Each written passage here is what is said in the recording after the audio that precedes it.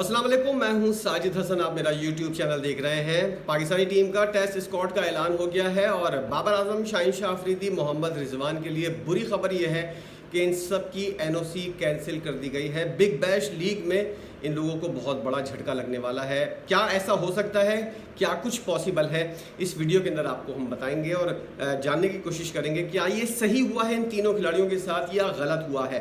सबसे पहले स्क्वाड की बात कर लेते हैं। पाकिस्तान के टेस्ट स्क्वाड का ऐलान हो गया है और पाकिस्तान के पास जो स्पिनर्स हैं उसके उनकी तादाद जो है वो 5 स्पिनर्स रखी गई है। और पाकिस्तान के अंदर बहुत ज़्यादा शोर है कि आसिफ आफरीदी को क्यों रखा गया है। 38 साल का खिलाड़ी है और इसको जो है वो टेस्ट स्क्वाड के अंदर शामिल करना, इतने उम्र रसीदा खिलाड़ी, और हमारे पास पहले ही नुमान अली की सूरत में एक जिसे कहते हैं कि उनको हर कोई चाचा चाचा कह रहा होता है। इससे पहले इफ्तिखार अहमद को हम लोग कहते थे कि इतने एजिड खिलाड़ियों को पाकिस्तानी टीम के अंदर क्यों शामिल किया जाता है। ये बहुत ज़्यादा बड़ी बहस हो रही है पाकिस्तान के अंदर। और नए टैलेंट को क्यों आजमाया नहीं जा रहा? क्या नया टैलेंट पाकिस्तान के अंदर ख़त्म हो गया है? इस हवाले से बहुत ज़्यादा गुफ्तगू की जा रही है और महरान मुमताज़ के बारे में बहुत ज़्यादा बातें हो रही हैं कि वो जो है उनको क्यों नहीं शामिल किया गया। अब ज़रा स्क्वाड की बात कर लेते हैं। तो पाकिस्तान का जो स्क्वाड है उसके अंदर जो है वो 5 स्पिनर शामिल हैं। शाहीन शाह अफरीदी जो है, जब पाकिस्तान क्रिकेट बोर्ड के चेयरमैन मोहसिन नकवी साहब नहीं आए थे, उससे पहले उन्होंने जो है इंग्लैंड के खिलाफ टेस्ट स्क्वाड का पाकिस्तान का हिस्सा था, उसके बाद उनको ड्रॉप कर दिया गया था।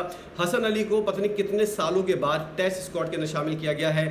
शाहीन शाह अफरीदी और हसन अली दोनों ने डोमेस्टिक क्रिकेट नहीं खेला है, इसलिए अब पाकिस्तान के सिलेक्शन का मयार क्या है? क्या डोमेस्टिक खेले बगैर आप T20 की बुनियाद के ऊपर खिलाड़ियों को सेलेक्ट कर रहे हो? अगर आप शाहीन शाह अफरीदी को सेलेक्ट किया है तो समझ में आता है। हसन अली को क्यों सेलेक्ट कर लिया है? क्या इनको ना खिलाने के लिए सेलेक्ट किया है? अगर खुदा न खास्ता इनको कभी खिला दिया जाए तो क्या इनके पास मैच प्रैक्टिस है? T20 इन्होंने अरसे से नहीं खेला। वनडे स्क्वाड के अंदर ये चैंपियंस ट्रॉफी के बाद से शामिल नहीं हुए, ना ही इन्होंने कोई गेंद फेंकी है। और जो डोमेस्टिक क्रिकेट है उसके अंदर भी इन्होंने कोई काम नहीं किया है, एक मैच भी नहीं खेला है। किस बुनियाद के ऊपर अगर इनको खिला दिया जाए? और यही तजर्बा पाकिस्तान ने एशिया कप के अंदर किया था कि खुशदिल शाह, हुसैन तलत और इनके अलावा जो है दीगर खिलाड़ियों को जो है वो टीम के अंदर शामिल किया गया था। और इस बुनियाद के ऊपर कि इनको जो है T20 स्क्वाड के अंदर शामिल किया जा रहा है एशिया कप के अंदर। लेकिन ये तमाम तजर्बे जो है उल्टे साबित हुए, क्योंकि इन दोनों खिलाड़ियों के पास जो है मैच प्रैक्टिस नहीं थी। हुसैन तलत को टीम के अंदर शामिल किया गया, बगैर खिलाए कोई मैच नहीं खेला। इसके अलावा खुशदिल शाह को एक मैच खिलाकर आपने बाहर कर दिया। क्यों? क्योंकि ये फैसला जो है ये इनके मुंह को आ गया था। खुशदिल शाह ने कोई ट्रायंगुलर सीरीज़ के अंदर मैच नहीं खेला था, कोई प्रैक्टिस नहीं थी, और उसको सीधा सीधा उठाकर आपने जो है एशिया कप खिला दिया और उसके अंदर वो फैसला जो है वो इनके मुँह के ऊपर आकर लगा। अब क्या है, पाकिस्तानी स्क्वाड के अंदर शान मसूद मौजूद है, आमिर जमाल की वापसी हुई है। आमिर जमाल ने एक सियासी पोस्ट की थी, उसके अंदर बताया था कि ये जो स्क्वाड अनाउंस हुआ है वो सियासी स्क्वाड है। इस बात के बाद लग रहा था कि आमिर जमाल जो है वो उनको टीम के अंदर अब पाकिस्तानी टीम के अंदर शामिल नहीं किया जाएगा, लेकिन उसके बावजूद भी इनको शामिल किया गया। अब्दुल्ला शफीक भी खेलेंगे, बेहतरीन खिलाड़ी है वनडे और टेस्ट स्क्वाड का, इसको हमेशा इन स्क्वाड के अंदर शामिल होना चाहिए। अबरार अहमद जो T20 के अंदर बेहतरीन सेट हो गए हैं, उनको टेस्ट स्क्वाड के अंदर भी शामिल किया गया है। आसिफ आफरीदी, जैसा कि मैं पहले ही आपको बता चुका हूँ, बाबर आजम, फैसल अकरम एक और स्पिनर पाकिस्तान के लिए, हसन अली, इमामुल हक की वापसी हुई है पाकिस्तान के डोमेस्टिक क्रिकेट के अंदर। और इंग्लैंड के अंदर जो इन्होंने 50 ओवर्स की जो लीग खेली थी उसके अंदर इन्होंने बेहतरीन कारकर्दगी का मुजाहरा किया था। 500-600 रन इन्होंने बनाए थे और सेंचुरियाँ भी स्कोर की थी। और पाकिस्तान में अभी डोमेस्टिक क्रिकेट जो हो रहा है उसके अंदर ट्रिपल सेंचुरी भी बनाई थी। फॉर्म के अंदर है, अच्छा फैसला है इमामुल हक को टीम के अंदर लेने का। कामरान गुलाम जो है ये भी एक बासलाहियत खिलाड़ी है, लंबी रेस का घोड़ा है, इसको टीम के अंदर शामिल किया गया है। खुर्रम शहजाद पहले ही टीम के अंदर थे। मोहम्मद रिजवान विकेट कीपर, नुमान अली, रुहेल अजहर को बैकअप के तौर पर रखा गया है। मोहम्मद रिजवान के मैच नहीं खेलेंगे, लेकिन मोहम्मद रिजवान जो है वो इतने फिट हैं कि खुदा न खास्ता अगर वो अनफिट होते हैं तो रुहेल नज़ीर को जो है वो टीम के अंदर रखा जाएगा, वरना ये बेंच के ऊपर ही बैठे रहेंगे। अंदाज़ा तो यही हो रहा है। साजिद खान, सलमान अली आगा, सऊद शकील और शाहीन शाह आफरीदी पाकिस्तानी स्क्वाड का हिस्सा हैं। हैरत इस बात के ऊपर हो रही है कि पाकिस्तान के अंदर डोमेस्टिक टूर्नामेंट चल रहा है, उसके बावजूद भी आपने जो है 18 रुकनी स्क्वाड का ऐलान किया है। क्यों किया है? आपको अगर कोई खिलाड़ी की ज़रूरत पड़ती है, खुदा न खास्ता कोई अनफिट होता है, तो डोमेस्टिक क्रिकेट के अंदर जितने भी खिलाड़ी चल रहे हैं उनमें से आप किसी को उठा लें। जो खिलाड़ी आपने टीम के अंदर लिए सेलेक्ट कर लिए हैं, अब वो डोमेस्टिक क्रिकेट तो नहीं खेल पाएंगे, इसलिए डोमेस्टिक क्रिकेट के ऊपर भी असर पड़ेगा। और ये खिलाड़ी जो है ये टीम के साथ बैठे रहेंगे, पानी पिलाते रहेंगे, गप्पे लगाते रहेंगे ड्रेसिंग रूम के अंदर। 12 से 14 रुकनी स्क्वाड का ऐलान कर देते, आप 13 रुकनी स्क्वाड का ऐलान कर देते। जो भी ज़रूरत पड़ती, होम एडवांटेज की वजह से आप अपनी टीम के अंदर तब्दीली कर सकते थे। इतने ज़्यादा खिलाड़ियों को आपने डोमेस्टिक से बाहर निकाल लिया। डोमेस्टिक क्रिकेट जो है उसके ऊपर भी असर पड़ेगा, खिलाड़ियों की कारकर्दगी के ऊपर भी असर पड़ेगा। आपने एक मजमा इकट्ठा कर लिया है। बहरहाल जो भी है, मुझे लगता है कि पाकिस्तान साउथ अफ्रीका के खिलाफ स्पिन ट्रैक बनाकर जीत जाएगा, जैसा कि इंग्लैंड के खिलाफ सीरीज जीते थे। और इस तरह पाकिस्तान को किसी किस्म का कोई परेशानी नहीं होगी टेस्ट फॉर्मेट के अंदर। मुझे लगता है वनडे फॉर्मेट के अंदर भी कोई परेशानी नहीं होगी। देखा जाएगा कि T20 के अंदर क्या होता है।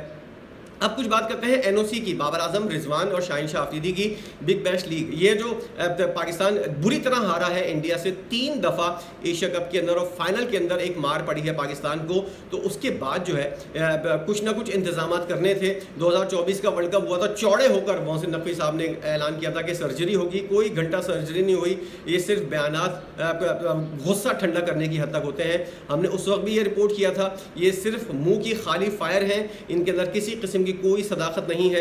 ये सिर्फ फायर फाइटिंग के लिए है, आवाम के जज्बात को जो है ठंडा करने के लिए इस तरह की जुमलेबाजी जो है वो कर दी जाती है। चैंपियंस ट्रॉफी के ना टीम बाहर हुई, उस वक्त भी बहुत बड़े तगड़े तगड़े बयानात जो है इनके मुंह से निकल रहे थे और लग रहा था कि अब जो है पता नहीं क्या हो जाएगा पाकिस्तानी टीम के अंदर, और हुआ कुछ भी नहीं। एशिया कप के अंदर उससे बुरी मार पड़ी और उससे ज़्यादा जलील हुए पाकिस्तानी टीम। ये सारे डायलॉग जो मोहसिन नकवी साहब कहते हैं और जो इकदाम हो रहे हैं, जो करते हुए नजर आ रहे हैं कि लीग की कैंसिल कर दो, लीग से बाहर निकाल लो खिलाड़ियों को। अब पाकिस्तान के अंदर खिलाड़ी जो है उनको कोई पूछता ही नहीं है पूरी लीग, दुनिया भर की लीग्स के अंदर। इंग्लैंड के अंदर जो 100 लीग वगैरह होती हैं, इनके अंदर तो खिलाड़ी जमा करा देते हैं अपने कागजात, लेकिन उनको कोई सेलेक्ट ही नहीं करता। दूसरी बात यह है कि दीगर लीग्स जो है उसके अंदर इंडियन ब्रॉडकास्टर्स आ गए हैं और उनकी पूरी कोशिश होती है कि किसी पाकिस्तानी खिलाड़ी को टीम के अंदर शामिल ना किया जाए। अब बचा क्या? कैरेबियन लीग थोड़ी बहुत खिलाड़ी खेल लेते हैं, बांग्लादेश प्रीमियर लीग और लंका प्रीमियर लीग के अंदर खिलाड़ी जो है वो उनको बेहतरीन मुआवजे के ऊपर नहीं खिलाया जाता, क्योंकि पाकिस्तान के पास जो खिलाड़ी हैं उनकी कारकर्दगी ऐसी है कि उनको मुंह मांगे दाम नहीं मिलते। एक बची थी बिग बैश लीग, उसके अंदर खिलाड़ी कुछ मांग थी, उसके अंदर कुछ थोड़ी सी स्पार्किंग हो गई थी, खिलाड़ियों को कुछ घास डाली जा रही थी। अब वहां पर भी पाकिस्तान क्रिकेट बोर्ड ने जो है इस तरह के इकदाम कर दिए। मुझे ऐसा लगता है, जो मैं इस बात नतीजे के ऊपर पहुंचा हूं, अभी 3 महीने बाकी हैं, दिसंबर के अंदर होनी है बिग बैश लीग। और बिग बैश लीग के अंदर जो बाबर आजम, रिजवान और शाहीन शाह अफरीदी जिस टीम के अंदर खेल रहे हैं उनका कॉम्बिनेशन भी ख़राब होगा। तो पाकिस्तान ने ये इकदाम जो किया है सिर्फ मुझे और आपको ठंडा करने के लिए किया है, पाकिस्तानी अवाम को जो है वो ज़रा सा मुतमईन करने के लिए किया है। किसी किस्म का कोई लीग के अंदर इनकी पाबंदी नहीं है। इनको एंड टाइम के ऊपर दोबारा 1-1.5 महीना पहले जो है वो दोबारा खामोशी से NOC दे दिया जाएगा। अभी ये गुस्सा ठंडा करने के लिए पाबंदियाँ लगाई जा रही हैं। हालांकि बाबर आजम, मोहम्मद रिजवान और शाहीन शाह अफरीदी समेत, शाहीन शाह अफरीदी की एशिया कप के अंदर परफॉर्मेंस अच्छी थी, उसका लीग का NOC रोकने का समझ नहीं आता शाहीन शाह अफरीदी को क्यों रोका। हाँ, जिन्होंने परफॉर्मेंस नहीं दी है उनकी आप रोकें, जिनकी वजह से पाकिस्तान हारा है। हारिस रऊफ को टीम के अंदर टीम से बाहर निकालें, उसको कोई लीग्स ना दें जब तक वो डोमेस्टिक क्रिकेट ना खेले। और ये उल्लू का पट्टा, ये ऐसा खिलाड़ी है, जब इसने टेस्ट खेलने से इनकार कर दिया था तो उसी वक्त मैं समझ गया था ये बेगैरत जो है सिर्फ अपने लिए खेलता है, इसकी कोई पाकिस्तान से खेलने की तरजीह नहीं है। ये सिर्फ अपने पैसे बनाना चाहता है, 4 ओवर करके जो है ये साइड में बैठना चाहता है। हर किसी का एक ख्वाब आता है कि वो टेस्ट क्रिकेट खेले।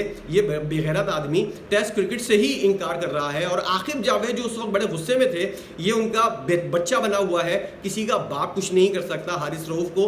हारिस रऊफ लाहौर कलंदर में आकिब जावेद का ले पालक बच्चा है, किसी का बाप। वो जैसी भी परफॉर्मेंस दे कोई इसको कुछ भी नहीं कहेगा। अभी कुछ दिन के बाद आकिब जावेद इसको दोबारा टीम के अंदर इन करेगा, इसके खिलाफ कोई कार्रवाई नहीं होगी तो बाबर आजम, रिजवान, शाहीन शाह अफरीदी, इन लोगों के खिलाफ होगी, क्योंकि आकिब जावेद को इन लोगों की शक्लें, इन लोगों के थोपड़े पसंद नहीं है। इसलिए पाकिस्तान के अंदर ये जूते के अंदर दाल बट रही है और इसी तरह पाकिस्तान के अंदर बर्बादी जारी रहेगी और पाकिस्तान की क्रिकेट जो है इसी तरह बर्बाद होती रहेगी। पसंद नापसंद की बुनियाद के ऊपर, मेरिट के ऊपर खिलाड़ी सेलेक्ट नहीं करेंगे।